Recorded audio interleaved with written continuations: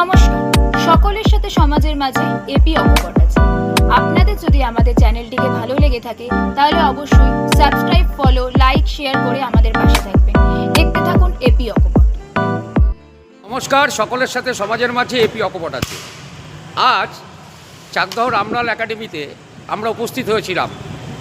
কেন? রামলাল একাডেমির প্রাক্তনী সমিতি তারা আজ রবীন্দ্র, নজরুল এবং সুকান্ত সন্ধ্যা, দেখতেই পাচ্ছেন আমার ক্যামেরায় আমার পেছনে সেই রয়েছেন, সমস্ত প্রাক্তনীরা মিলে এই রবীন্দ্র, নজরুল, সুকান্ত সন্ধ্যা যে আজকে আয়োজন করলেন, সেই রবীন্দ্র, নজরুল, সুকান্ত সন্ধ্যার অনুষ্ঠানে সমাজের ক্ষেত্রে এবং বিদ্যালয়ের পরবর্তী ছাত্রছাত্রীদের ক্ষেত্রে তারা কি সামাজিক মেসেজ তুলে ধরলেন, আমরা তাদের সাথে ব্যক্তিগতভাবে কথা বলে মূল বিষয়ে যে বক্তব্য সেটাই আপনাদের সামনে তুলে ধরছি। দেখতে থাকুন সকলের সাথে সমাজের মাঝে এপি অকপট আছে। চাকদহ রামলাল একাডেমির প্রাক্তনী সমিতির সদস্য বা সদস্য নয় এমন সকল সতীর্থবৃন্দ, আপনাদের উদ্দেশ্যে একটা কথা বিশেষভাবে নিবেদন করতে চাই। প্রাক্তনী সমিতি ত্রৈমাসিক কর্মসূচি গ্রহণ করে নানা ধরনের কাজকর্ম অত্যন্ত সাফল্যের সঙ্গে করে চলেছে, এই সম্পর্কে আপনারা অবগত আছেন। এই ত্রৈমাসিকে অর্থাৎ এপ্রিল থেকে জুন, এই ত্রৈমাসিকে প্রাক্তনী সমিতি কার্যকরী কমিটি যে কয়েকটি কর্মসূচি রূপায়ণের সিদ্ধান্ত গ্রহণ করেছে তার অন্যতম আগামী 31শে মে রবীন্দ্র, নজরুল, সুকান্ত সন্ধ্যা উদযাপিত হবে রামলাল একাডেমির মুক্তধারা প্রাঙ্গণে। সেখানে প্রাক্তনীদের পরিবারের সদস্য, প্রাক্তনীরা সবাই অংশগ্রহণ করবে। পরবর্তী কর্মসূচি আগামী 5ই জুন উদযাপিত হবে বিশ্ব পরিবেশ দিবস। স্কুল প্রাঙ্গণে নানাবিধ কর্মসূচির জন্য গৃহীত হয়েছে। জুন মাসের শেষ সপ্তাহে আয়োজিত হবে স্বাস্থ্য শিবির।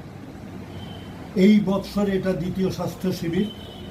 এই দ্বিতীয় স্বাস্থ্য শিবির মূলত পশ্চিমবঙ্গ সরকারের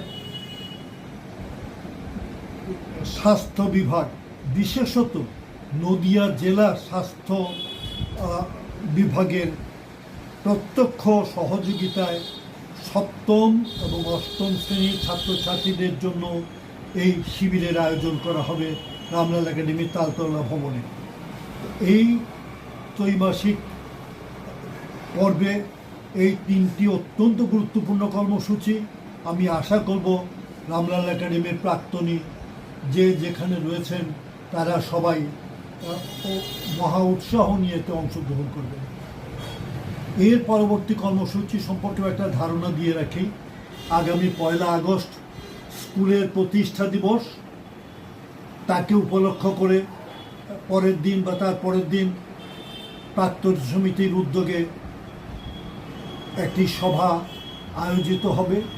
সেখানে কৃতী ছাত্রদের পুরস্কৃত করা হবে, সঙ্গে নানা সাংস্কৃতিক অনুষ্ঠান হবে। প্রতিটি কর্মসূচি অত্যন্ত গুরুত্বপূর্ণ এবং সুষ্ঠু পরিকল্পনা নিয়ে প্রাক্তনী সমিতি অগ্রসর হচ্ছে। সবার সর্বাত্মক সার্বিক সহযোগিতায় এই অনুষ্ঠানগুলো সর্বতভাবে সফল হোক, এইটা জন্য আমি সকল প্রাক্তনীদের কাছে স্বনির্বন্ধ অনুরোধ জানাচ্ছি, আবেদন জানাচ্ছি। ধন্যবাদ। নমস্কার, আমরা উপস্থিত আছি চাকদহের প্রাচীন শিক্ষাঙ্গন রামলাল একাডেমির ভবনে। আজ এখানে চাকদহ রামলাল একাডেমির প্রাক্তনী সমিতির পক্ষ থেকে আমাদের ক্যামেরায় দেখতেই পাচ্ছেন রবীন্দ্র, নজরুল, সুকান্ত সন্ধ্যা অনুষ্ঠিত হলো, যেটা উপস্থাপনা করলেন রামলাল একাডেমির প্রাক্তনী সমিতির যে সংগঠন তাদের পক্ষ থেকে। রামলাল একাডেমি বহু ক্ষেত্রে যুগ যুগ ধরে বহু কৃতিমান ছাত্রছাত্রী এখান থেকে পাশ করে বেরিয়ে আছে দেশ দেশান্তরে। তারা গর্বের সাথে যখন আছেন, সেরকম এই স্কুলটাকে, এই বিদ্যালয়কেও তারা মানে আন্তরিকভাবে গ্রহণ করেছেন। আমাদের এই উপাখ্যান থাকে এই কারণেই, আমিও এই গর্বের বিদ্যালয়ের একজন প্রাক্তনী। আমি প্রথমেই জানতে চাইব বিশিষ্ট নাট্য ব্যক্তিত্ব চাকদহ রামলাল একাডেমির প্রবীণতম প্রাক্তনী সুভাষ মৈত্রর কাছে, এই যে প্রাক্তনী সমিতির পক্ষ থেকে নিয়মিতভাবে যে দেশে বা রাজ্যে শিক্ষা এবং সংস্কৃতি অনেকটা যেন এলোমেলো হয়ে যাচ্ছে, এরকম একটা পরিস্থিতির মধ্যে দাঁড়িয়ে এই ধরনের সাংস্কৃতিক বিষয়টা ফিরিয়ে আনা সমাজের ক্ষেত্রে কতটা ভালো হবে? বলার অপেক্ষা রাখে না যে যথেষ্টই ভালো হবে। কারণ হচ্ছে যে প্রাক্তনী সমিতি অনেক জায়গাতেই আছে, কিন্তু প্রাক্তনী সমিতির যে ফাংশানিং, যে কাজ করার পদ্ধতি, এগুলো খুবই কম, এতই কম যে মানুষের চোখেই পড়ে না। কোনো কোনো প্রাক্তনী সমিতি আমি দেখেছি বিভিন্ন জায়গায় বছরে একবারও তারা মিলিত হতে পারে না। সে তুলনায় আমাদের রামলাল একাডেমি প্রাক্তনী সমিতি দেখা যাচ্ছে 3 মাসের মধ্যে অনেক ধরনের অনুষ্ঠান করছে, এবং যেগুলো বিদ্যালয় সম্পর্কিত, বিদ্যালয় ছাত্র সম্পর্কিত এবং প্রাক্তনীদেরও একটা মিলন ক্ষেত্র হিসেবে এটাকে বিবেচিত করার যে প্রয়াস, এটা প্রাক্তনী সমিতি ভীষণভাবে নিয়েছে, খুবই উদ্যোগী। এরকম উদ্যোগী প্রাক্তনী সমিতি আমি আমার জানাশোনার মধ্যে কমে অনেকগুলো প্রাক্তনী সমিতি দেখেছি, কিন্তু এত উদ্যোগী বিদ্যালয়ের প্রতিটির ব্যাপারে, ছাত্রদের স্বাস্থ্যের ব্যাপারে একটা সেমিনার করা, স্বাস্থ্য পরীক্ষা করা, স্বাস্থ্য শিবির করা হচ্ছে, শিবির, আরও ছাত্রছাত্রীদের তাদেরকে উৎসাহিত করবার জন্য অনুষ্ঠান করা, এই যে বিশেষ করে এই ধরনের সাংস্কৃতিক অনুষ্ঠান করা, এইসব বিভিন্ন অনুষ্ঠানের মধ্যে দিয়ে প্রাক্তনীদের মধ্যে যেমন একটা মিলন ঘটানোর একটা অসম্ভব আন্তরিক প্রয়াস লক্ষ্য করা যায়, সেই সঙ্গে সঙ্গে বিদ্যালয়ের বর্তমান ছাত্রদের সঙ্গেও প্রাক্তনীদের একটা সংযোগের সেতু করা যায়। সুতরাং সেদিক থেকে আমাদের এখানকার প্রাক্তনী সমিতি, বিশেষ করে আমি বলব, এরা খুবই উদ্যোগী এবং এটা খুবই হেল্পফুল, সমাজের পক্ষে তো বটেই, বিদ্যালয়ের পক্ষে তো অবশ্যই। আপনি বহু বছর ধরে নাট্যমঞ্চ দাপিয়ে চলেছেন, রাজ্য, দেশ তথা এবং দেশের বাইরেও। সেই সময়কার যে আপনাদের সময়কার, মানে যখন আপনারা তরুণ ছিলেন, যুবক ছিলেন, তখনকার যে সাংস্কৃতিক পরিবেশ আর বর্তমান সময়ের যে সাংস্কৃতিক পরিবেশ, তার মধ্যে কি বুঝছেন পার্থক্য আছে? আমি যখন একটা দশম শ্রেণীর ছাত্র, তখন 10 ক্লাস ছিল, আমাদের সময় যদি 10 ক্লাস, তারপর থেকে 11 ক্লাস সময় যাচ্ছে, ঠিক না? 10 ক্লাস ছিল তখন। আমরা 57 সালে 10 ক্লাসে ছিলাম, মানে 58 সালে পরীক্ষাটা দিই মার্চ মাসে। সেই সময় বিদ্যালয়ের সুবর্ণ জয়ন্তী উৎসব ছিল। তখন সেই উপলক্ষে আমাদের স্যাররা বললেন যে তোমরাই তো উচ্চতম শ্রেণীর ছাত্র, তোমরা একটা নাটক কিছু করো। তা আমরা তখন এই শহুরে মামা বলে একটা নাটক নিয়ে বেছে দিয়েছিলাম, আমার খেয়াল নেই, আমরা করেছিলাম। আমরা আমাদের মধ্যে মনে পড়ে আমি ছিলাম, বিপুল সরকার ছিল, কনক ছিল, তারপরে সমীর সরকার ছিল, আমরা সব করেছিলাম ছোটোবেলায়। তখন 57 সাল, যেমন সুবর্ণ জয়ন্তী বিদ্যালয় 1907 সালে রামলালের প্রতিষ্ঠা, 57 সালে সুবর্ণ জয়ন্তী, সেই বছর। সেই নাটকটা অ্যাকচুয়ালি আমার তখন থেকে হাতে করি, তারপরে বিভিন্ন স্রোতে গা ভাসিয়ে এখানে ওখানে গিয়ে তারপরে। তবে রামলালকে তো বলা যায় না, রামলালের গঠনগত পরিবর্তন ব্যাপকভাবে হয়েছে। সেটা মাঝে মাঝে পীড়া দেয় যে পুরনো ছবিগুলো হারিয়ে গেল চোখের সামনে থেকে, একটু পীড়িত বোধ করি বইতে। আবার সেই সঙ্গে সঙ্গে এটাও ভাবি, যুক্তি দিয়ে ভাবলে যে সেইটা রাখতে তো হবে না, যুগের সঙ্গে সঙ্গে সব কিছুকে তো মানিয়ে চলতে হবে। এই যে এখন বিরাট অ্যাকোমোডেশন বহু ছাত্রের জন্য তৈরি করা, এগুলোর জন্য এগুলো করতেই হতো। এখন এই পুরনো স্মৃতি আঁকড়ে ধরে থাকলে তো ওদের সঙ্গে পাল্লা দেওয়া যাবে না, একটা মেলবন্ধন করে চলতে হবে। আমি সমস্ত প্রাক্তনীর সাথেই কথা বলবো, কিন্তু তার আগে আমি কথা বলে নেব চাকদহ রামলাল একাডেমির প্রাক্তনী সমিতির বর্তমান সম্পাদক অধ্যাপক ধ্রুবজ্যোতি চট্টোপাধ্যায়ের সাথে। ধ্রুবজ্যোতি চট্টোপাধ্যায়ের কাছে আমার একটাই বলার বিষয় বা প্রশ্ন, আমরা যখন এই বিদ্যালয়ে পড়েছি বা আমাদের পরবর্তী প্রজন্ম বেশ কিছু বছর পর্যন্ত এই গ্রীষ্মের ছুটির আগের দিন বা গ্রীষ্মের ছুটি হবে এমন দিনে রবীন্দ্র নজরুল বা রবীন্দ্র জয়ন্তী, মানে হয়তো সেদিন 25শে বৈশাখ থাকতো না, কিন্তু রবীন্দ্র জয়ন্তী করে বিদ্যালয়ে গ্রীষ্মের ছুটি হতো। আর আমরা প্রায় দেখতাম, এখানে প্রায় সবাই জানে মোটামুটি প্রতিটা পাড়াতেই এই সময়কালে রবীন্দ্র নজরুল হতো প্রায়। এখন বলতে গেলে দূরবীন দিয়েও খুঁজে পাওয়া যায় না। এইখান থেকে কি আপনি এই ভাবনা আনলেন যে রামলাল একাডেমির প্রাক্তনী সমিতি রবীন্দ্র নজরুল সুকান্ত এবং সুকান্তর এটা জন্মশতবর্ষ? আমি রবীন্দ্রনাথের বোঝাপড়া যে কবিতা তার দুটো লাইন আমি বলছি।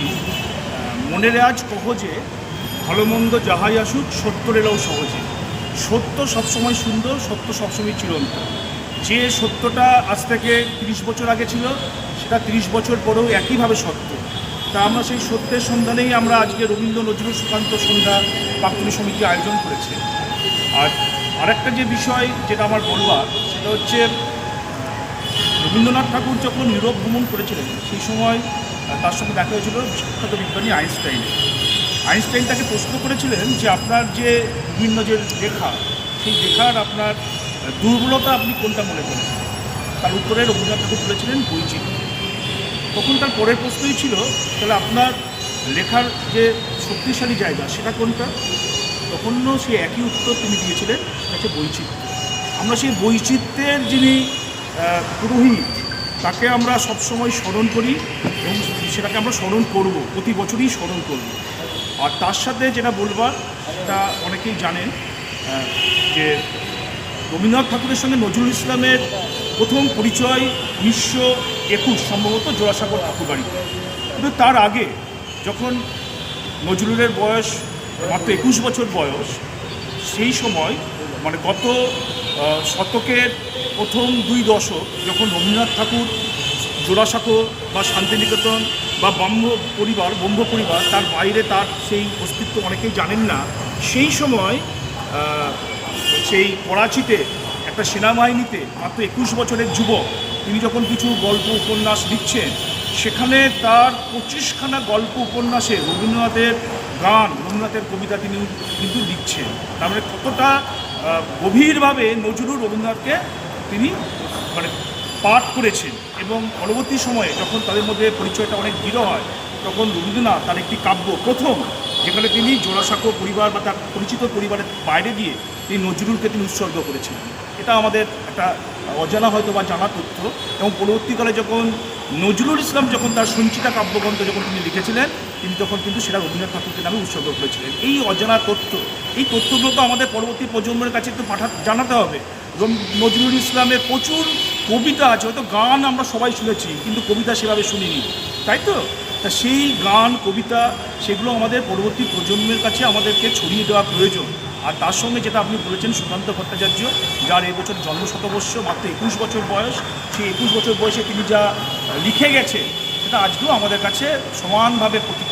তা আমরা প্রাক্তনী সমিতি যে সুযোগটা পেয়েছি, এই মুক্ত মঞ্চ আমাদের সঙ্গে সবসময় সহযোগিতা করেন আমাদের প্রধান শিক্ষক, আমাদের এই প্রাক্তনী সমিতির সহসভাপতি ডক্টর রিপন পাল, তিনি সব কাজে আমাদের সহযোগিতা করেন, কেন অত্যন্ত সহযোগিতা করেছেন সকলেই জানেন। এবং আমাদের এই যে একটা শক্তিশালী প্রাক্তনী সমিতি, যারা আমরা পরপর বিভিন্ন প্রোগ্রাম নিচ্ছি, আরও প্রোগ্রাম নেব, সঙ্গে আমরা আশা করি যে এই ধরনের যে প্রোগ্রাম ভবিষ্যতে আমরা নেব। যে প্রশ্নটা আপনি করেছিলেন যে আমাদের সেই মানে 80 শেষের দিকে আমাদের যে ব্যাচ, তখনও যে কালচার যে সংস্কৃতি ছিল, সেই সংস্কৃতির ধারাবাহিকতা আজও আমরা বজায় রেখে চলবো, এটাই আমাদের প্রাক্তনী সমিতির উদ্দেশ্য। ধন্যবাদ। আমি কথা বলবো বর্তমান রামলাল একাডেমির প্রধান শিক্ষক এবং প্রাক্তনী সমিতির সহসভাপতি ডক্টর রিপন পালের সাথে। রিপনবাবু, রামলাল একাডেমি বিভিন্ন বিষয়ে সমাজে সর্বাগ্রে পথ দেখায়। গত বছরও এই রামলাল একাডেমি থেকে উচ্চ মাধ্যমিকে 1 থেকে 10-এর মধ্যে 9ম স্থান পেয়েছিল আপনার ছাত্র, আপনার বিদ্যালয়ের ছাত্র। এবছর 15তম স্থান পেয়েছে সম্ভবত একটি ছাত্র।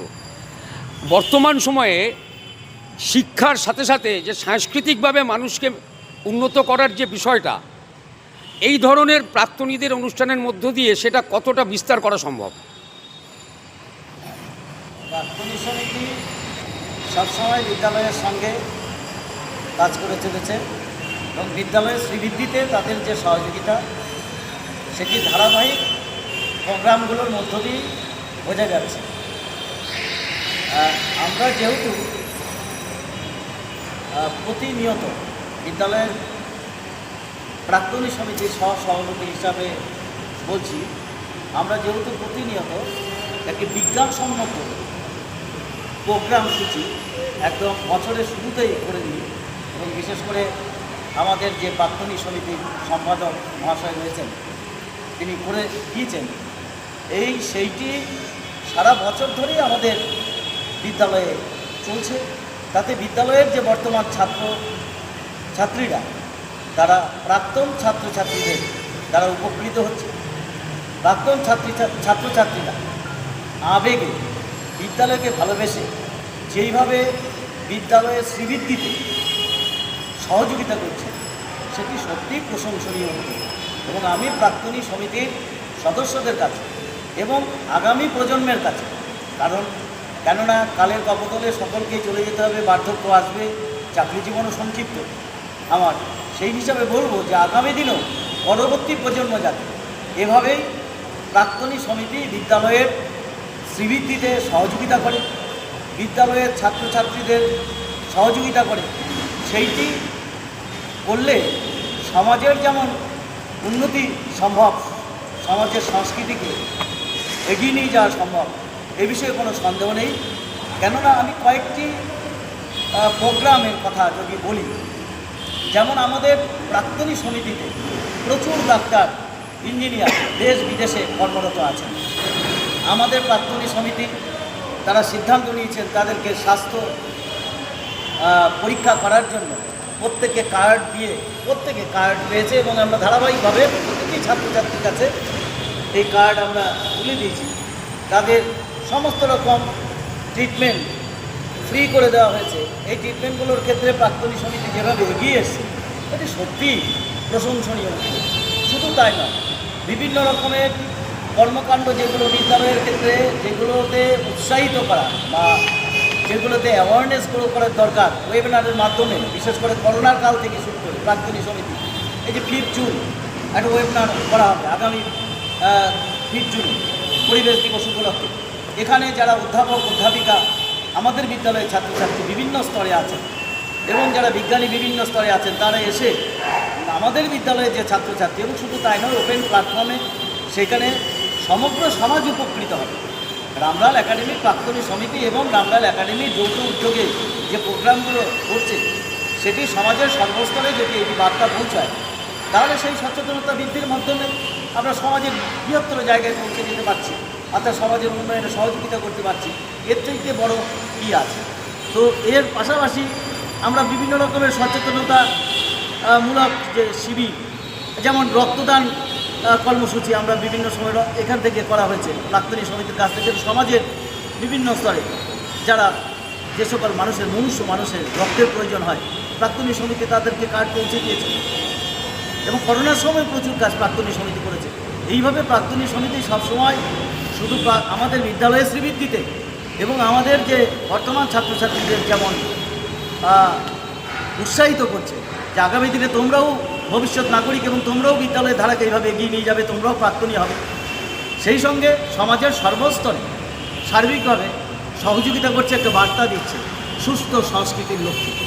এইটুকুনি আমি আমাদের দেখতেই পাচ্ছেন, ক্যামেরায় দেখাচ্ছি, এখানে প্রায় প্রচুর সংখ্যায় প্রাক্তনী তারা উপস্থিত আছেন। তাদের মধ্যে কেউ বর্তমান এই বিদ্যালয়ের শিক্ষক, কেউ আবার সদ্য প্রাক্তন শিক্ষক এখানে আছেন। আমি আজকের এই অনুষ্ঠানে যিনি সঞ্চালক ছিলেন, মানস ভট্টাচার্য, মানসদার কাছে জানতে চাইব আজকের অনুষ্ঠান নিয়ে নয়, আমার একটাই প্রশ্ন আমার দর্শকদের কাছে তুলে ধরতে চাই। আগে যে পাড়ায় মহল্লায় যে সংস্কৃতির বার্তা বহন হতো, এখন কি সেটা হয়? এখন তো দেখা যায় একেবারেই প্রায় এই সংস্কৃতিটা উঠে গেছে। কোনো জায়গাতেই সেইভাবে রবীন্দ্র, নজরুল বা সুকান্ত, বেশ একটা প্রচলিত কথা ছিল আমাদের ছোটোবেলায়, রসুন সন্ধ্যা বলতে। অদ্ভুত ব্যাপার, সেই নতুন একটা শব্দ তৈরি হয়ে গিয়েছিল বাংলা অভিধানে, রসুন সন্ধ্যা, সেটা চলে গেছে, এখন আর নেই। আমরা প্রাক্তনী সমিতির তরফ থেকে গত কয়েক বছর ধরে এই অনুষ্ঠানটা করছি এবং খুব আশ্চর্যের বিষয়, পাড়ায় যে ক্লাবগুলো, সেই ক্লাবগুলোকেও এখন আর এই সংস্কৃতি লক্ষ্য করা যায় না। রবীন্দ্র সঙ্গীত হয়তো বাজে বিভিন্নভাবে, নজরুল সঙ্গীতও হয়তো বাজতে থাকে কোনো কোনো অনুষ্ঠানে, কিন্তু একদম উদ্যোগ নিয়ে পাড়ার ক্লাবগুলোর থেকে যে এই সমস্ত কাজগুলো করা হবে বা পরবর্তী প্রজন্মে, যেটা মাস্টারমশাই আমাদের রামলালের হেডমাস্টারমশাই বললেন, যে ধারাবাহিকতা পরবর্তী প্রজন্মের কাছে তুলে ধরা, যে কিভাবে আমরা সংস্কৃতিকে এগিয়ে নিয়ে যাব, সেই জায়গাটা একেবারেই বন্ধ হয়ে গেছে। তো আমার মনে হয় এই বিরাট একটা শূন্যতার মধ্যে তবুও রামলালের প্রাক্তনী সমিতি কিছু কাজ করছে, এইটুকুই আমি বলতে চাই। ধন্যবাদ। আমি কথা বলবো, আমাদের এখানে একজনই প্রাক্তন ছাত্রী উপস্থিত আছেন, যিনি বাচিক শিল্পী সঞ্চালিকার কাজ করেন। আপনি রামলাল একাডেমি থেকে প্রাক্তনী ছাত্রী, এই যে আজকে এখানে উপস্থিত হয়েছেন, আপনি বহু মঞ্চে হয়তো সঞ্চালনার কাজ করেন, কিন্তু বিদ্যালয়ের প্রাক্তনীদের সাথে মিশে যে অনুষ্ঠান করা আর বাইরের অনুষ্ঠান করার মধ্যে কি পার্থক্য বোঝেন? আসলে এটা আমার কাছে একটা পরিবারই মনে হয়। আমি যখন এই স্কুলে আমি পড়েছি, যখন এই বিদ্যালয়ে পড়তাম, এবং আমি মঞ্চেও বললাম যে আমার কিন্তু মনে হচ্ছে যখন আমি এই মঞ্চে উঠেছি, আমার মনে হচ্ছে আমি সেই দিনেই রয়েছি, আমি একটুও এগিয়ে যাইনি। এই যে মনের মধ্যে টোটাল এই যে একটা বড় পরিবার, আর এই পরিবারটা যত বৃহত্তর হবে আরও বৃহত্তর হচ্ছে, এবং এই পরিবারের একটা অংশ হতে পেরে আমি তো আমার জানি না, মানে এত, সে বলে না যে মানসিকভাবে এত ভালো আনন্দ দেয়। অনেক বড় বড় মঞ্চ হয়তো আমি করি, আমি সঞ্চালনার থেকে আবৃত্তি বেশি করি, কিন্তু এখানে আসলে না, মানে আজকে যেরকম আমি 8 ঘন্টার মধ্যে রেডি হয়ে চলে এসেছি, আমি একটা অন্য জায়গাতে ছিলাম, এই যে ডাকলেই বা জানতে পারলেই চলে আসা, এটা একমাত্র পরিবারের ক্ষেত্রেই সম্ভব হয়। আর আমি এই রামলাল, আমার স্কুলকে, আমার বিদ্যালয়কে এখন আমরা সকল ছাত্রী মিলে একটা পরিবার মনে করি, এবং সেই পরিবারের যে কোনো অনুষ্ঠান আমার কাছে ভীষণ মনের আরাম দেয়, প্রাণের শান্তি দেয়, এবং ভালো লাগা দেয়, ভীষণ ভালো লাগার অনুভূতি দেয়। তো এই ভালো লাগা নিয়েই আরও আগামীতে চলতে চাই, সকলকে একসাথে নিয়ে এরকম সাংস্কৃতিক অনুষ্ঠান বা এই ধরনের সমাজ সেবামূলক অনুষ্ঠান চলতে থাকুক প্রাক্তনীদের মধ্যে, আমরাও সকলে মিলে একসাথে যেন চলতে পারি, এইভাবে যেন সকলে হাতে হাত মানে ধরে, হাতে মানে বেঁধে বেঁধে থাকতে পারি সকলে মিলে। তো এইটুকুই বলবো, সকলে ভালো থাকবেন। মানুষ বেশি সময় দেখার ধৈর্য আজকাল হারিয়ে ফেলেছে। আমরা আগে 45 মিনিটের ক্লাস করতাম, এখন মানুষ 10 মিনিটও দেখে না। আমি শেষ প্রশ্ন করব, তার আগে এটা শেষ নয়, তারপরেও শেষ প্রশ্ন আমাদের প্রতিবেদনে তুলে ধরবো রামলাল একাডেমির আগামী কর্মসূচি। তার আগে ছোট্ট একটা প্রশ্ন, কবি তপন দা, সুচ্ছা রামলাল একাডেমির প্রাক্তনী, যা একসময় তার পত্রিকাতেও আমাদের ক্ষুদ্রদের লেখাও গ্রহণ হতো। তপন দা, একটা ছোট্ট প্রশ্ন, সে যুগের সংস্কৃতি এ যুগের সংস্কৃতি পার্থক্য কী বুঝছেন? আমার ব্যক্তিগত মতে এগুলো কোনো সংস্কৃতির পার্থক্য সেরকম কিছু হয়নি এই কারণেই বলবো, কারণ আমাদের মন যেভাবে তৈরি হয়েছে আমরা সেই সংস্কৃতির পেছনে দৌড়ই, সেই সংস্কৃতিকে আমরা না, আমি যদি বলি এ প্রজন্মের ছাত্রছাত্রী বা ছেলে মেয়েদের মধ্যে এই ধরনের সুস্থ সংস্কৃতিতে প্রায় দেখাই যায় না।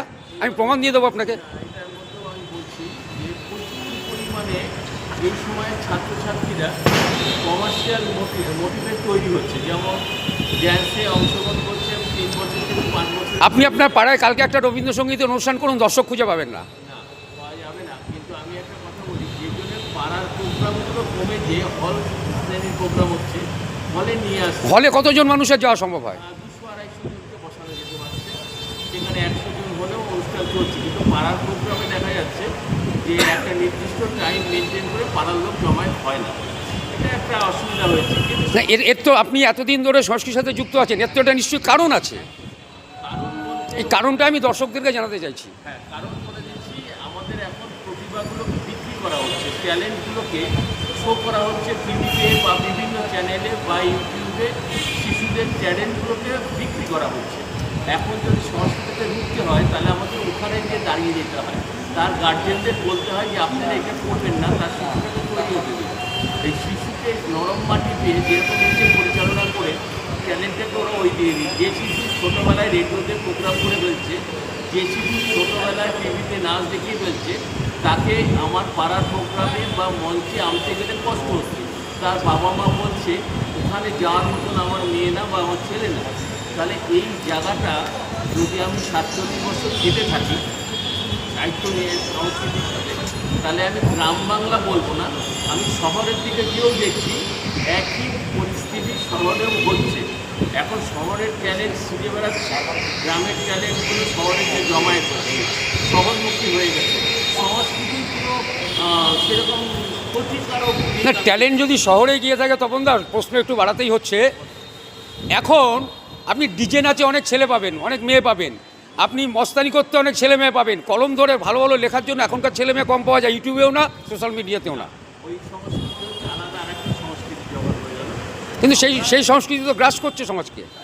ওটাকে যদি বলা যায় ওই সংস্কৃতি আমাদের গ্রাস করছে, তাহলে তার জন্য আমাদের লড়াই চলছে, এটা আমরা স্বীকার করি। আমি এই পজিটিভ জায়গাটায় আসতে চাইছিলাম। লড়াইটা কিন্তু আমরা সকলেই লড়ছি। আমার প্রশ্নের উপপাদ্য ছিল এই পজিটিভ পয়েন্টের জন্য। এবার পয়েন্টটা ক্লিয়ার হলো যে আমাদের কাছে যে ওই সংস্কৃতিটা যদি আমাদের গ্রাস করে ফেলে তাহলে আমরা নিভে যাব, আমরা এরকম সাক্ষাৎকারে অংশগ্রহণ করতে পারবো না, এটা আমার বিশ্বাস। আমার এখন 62+ বয়সে এসে যা মনে হচ্ছে সংস্কৃতি নষ্ট হয়নি, তাহলে আমরা নষ্ট হয়ে যেতাম। আমি এখানে বসে এই সুন্দর সাক্ষাৎকারের একটা পার্সেন্ট হতে পারতাম না। আমার ব্যক্তিগত মত, সংস্কৃতিকে আরও জাগ্রত করতে আমাদেরই সচেতন। আমাদের শুধু সচেতন নয়, আমাদের পরবর্তী প্রজন্মকে তো সচেতন করতে হবে। হ্যাঁ বলুন। আমি সম্পাদক ধ্রুবজোর যাব, আপনি বলবার সাথে সাথে মানে পরবর্তী প্রাক্তনীর কর্মসূচিটা একটু জানিয়ে আমি দেবেন। একটা লাইন শুধু বলবো, যেটা আমার বলা হয়নি, সেটা হচ্ছে আমাদের এই শক্তি হচ্ছে যিনি বসে আছেন মাঝখানে, সুভাষ মৈত্র, তিনি হচ্ছেন 56 সালের প্রাক্তনী, তাই তো না?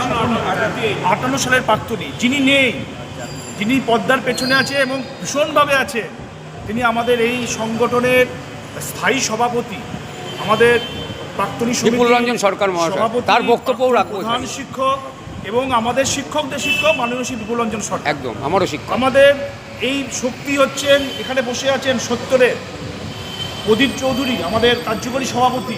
এখানে বসে আছেন ব্রজগোপাল দত্ত, কোথাও আছেন ব্রজদা আছে। কি পরিমাণ তারা পেছনে আমাদের সহযোগিতা করেন। আমি নয়, কিন্তু আমরা, আমাদের এই প্রাক্তনী সমিতি হচ্ছে আমরা, ঠিক আছে? হয়তো বাপিদা, কাঞ্চন বক্সি করছেন, কিন্তু আমি উত্তর দিচ্ছি এদের হয়ে। কাঞ্চন বক্সি, আমার পাশে বসে আছেন অশোক দত্ত, মানে আমি কার নাম করবো, এখানে সবাই যারা আছেন, বিজন চক্রবর্তী, কি পরিমাণ পরিশ্রম করেছেন এক একটা প্রোগ্রাম করবার জন্য, সেটা শুধু আমরাই জানি। এখানে প্রত্যেকে, এখানে অসিতদা আছে, এখানে সবাই যারা আছে, আমি কাউকে ব্যক্তিগত, মনোজ দা সেই সুদূর কলকাতা থেকে আসেন প্রোগ্রামে অংশগ্রহণ করবার জন্য। এটা হচ্ছে আমাদের শক্তি এবং আমরা এই শক্তি আমাদের পারবে এগিয়ে নিয়ে যেতে। এটা হচ্ছে আমাদের প্রাক্তনীদের মাধ্যমে যেমন মেলবন্ধন এবং সমাজকে এবং শিক্ষাঙ্গনে একটা পজিটিভ মেসেজ পৌঁছে দেওয়া। 5-এর দশক, মানে যেটা স্যার বললেন, তার সঙ্গে হচ্ছে আমাদের একদম শেষে প্রযুক্তা মজুমদার, মানে তার বাবা হচ্ছে আমাদের ব্যাচ, সেই প্রযুক্তা মজুমদার হচ্ছে আমাদের প্রাক্তনী সমিতির সদস্য। সে আজকে এসেছিল, পারফর্ম করেছে। এই যে 7 বা 8 দশকের যারা প্রাক্তনী, তারা এই প্ল্যাটফর্মে যুক্ত, এটাই আমাদের হচ্ছে প্রধান শক্তি। এর পরবর্তী রাজেশ চ্যাটার্জি আছে, তিনি আমাদের অনেক চেষ্টা করছেন। এখানে প্রদীপবাবু আছেন, স্কুলের শিক্ষক, আমি কার নাম করব, মানে সবাই এখানে আছেন। 5ই জুনের কর্মসূচিটা যদি একবার জানিয়ে দিই। আমাদের এই দ্বিতীয় যে আমরা কোয়ার্টার, আমরা প্রতিটা কোয়ার্টারে কর্মসূচি ঠিক করে আমরা এগোচ্ছি। এটা হচ্ছে আমাদের দ্বিতীয় কোয়ার্টারের প্রথম অনুষ্ঠান ছিল রবীন্দ্র নজরুল সুকান্ত সন্ধ্যা। এরপরের প্রোগ্রাম হচ্ছে আমাদের 5 জুন বিশ্ব পরিবেশ দিবস। আমাদের স্যার বলেছেন, প্রধান শিক্ষক বলেছেন, ওই দিনকে আমরা একটি ওয়েবিনার করব। আমাদের একটা ওয়েবিনার হবে, আমাদের বিশিষ্ট সমাজসেবী বিবর্তন ভট্টাচার্য, আমাদের প্রাক্তনী, এবং বিশিষ্ট অধ্যাপক, তিনিও প্রাক্তনী, ডক্টর বিভাস গুহ, এবং আমাদের স্যার থাকবেনই। আমরা একটা ওয়েবিনারের ব্যবস্থা করেছি এবং এই মাসের শেষ সপ্তাহে আমাদের স্বাস্থ্য শিবির হবে। প্রথম স্বাস্থ্য শিবিরটা আমরা গত কোয়ার্টারে করেছিলাম, দ্বিতীয় স্বাস্থ্য শিবির 7 এবং 8-এর জন্য।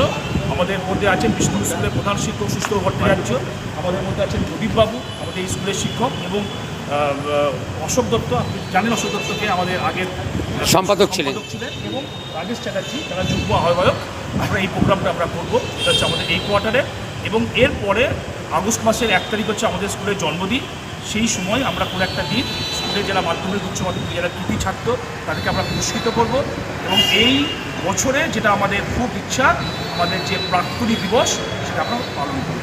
এই হচ্ছে আমাদের কর্মসূচি। ধন্যবাদ। আপনারা করুন। ধন্যবাদ। সুখী যত না কাহারে বলে তোমরা যে বলো দিবস রজনী, ভালোবাসা ভালোবাসা সখী ভালোবাসা কারে কার, সে কি কেবলি যাতনাময়, সে কি কেবলি চোখের জল, সে কি কেবলি দুঃখের শ্বাস, লোকে তবে করে কি সুখেরই তরে এমন দুঃখের আশ। আমার চোখে তো সকলে সমান, সকলে নবীন, সকলে বিমল, সুনীল আকাশ শ্যামল কানন, বিশদ যোছনা কুসুম কোমল, সকলে আমারই মতো, তারা কেবলি হাসে কেবলি গায়, হাসিয়া খেলিয়া মরিতে চায়, না জানে বেদন না জানে রোদন, না জানে সাধের যাতনা যত।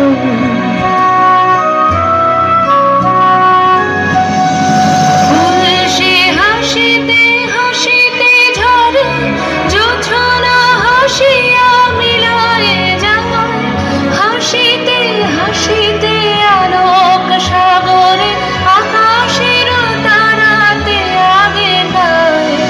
আমার মতন সুখী কে আছে, আয় সখী আয় আমার কাছে, সুখী হৃদয়ের সুখের গান, শুনিয়া তোদের জুড়াবে প্রাণ।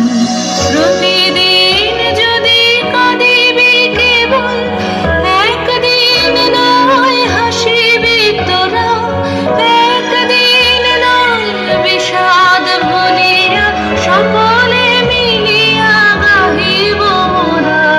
ভাবনা কাহারে বলে, সখী যাতনা কাহারে বলে, তোমরা যে বলো দিবস রজনী, ভালোবাসা ভালোবাসা সখী ভালোবাসা করে কয়, সে কি কেবলি যাতনাময়। অসাধারণ মনে পালকি ছেড়ে কাঁপছে থরো থরো, আমি যেন তোমায় বলছি ডেকে, আমি আছি ভয় কেন মা করো। হাতে রাখি মাথায় ঝাঁকড়া চুল, কানে কাদের গোঁজা জবার ফুল, আমি বলি দাঁড়া খবরদার, এক পা কাছে আসিস যদি আর, এই যে দেখা মাত্তালো আর টুকরো করে দেব তোদের সেরে। শুনে তারা লম্ফ দিয়ে উঠে চেঁচিয়ে উঠল, হরে রে রে রে। তুমি বললে যাসতে কোকাউরে, আমি বলি দেখো না চুপ করে। ছুটিয়ে ঘোড়া গেলেন তাদের কাছে, ঢাল তলোয়ার ঝনঝনিয়ে বাজে। কি ভয়ানক লড়াই হলো মা, যে শুনে তোমার গায়ে দেবে কাঁটা। কত লোক যে পালিয়ে গেল ভয়ে, কত লোকের মাথা পড়লো কাটা। এত লোকের সঙ্গে লড়াই করে ভাবছো খোকা গেলই বুঝি মরে। আমি তখন রক্ত মেখে ঘেমে বলছি এসে লড়াই গেছে থেমে। তুমি তখন পালকি থেকে নেমে চুমো খেয়ে নিচ্ছ আমায় কোলে, বলছো ভাগ্যে খোকা সঙ্গে ছিল, কি দুর্দশায় হতো তারা বলে।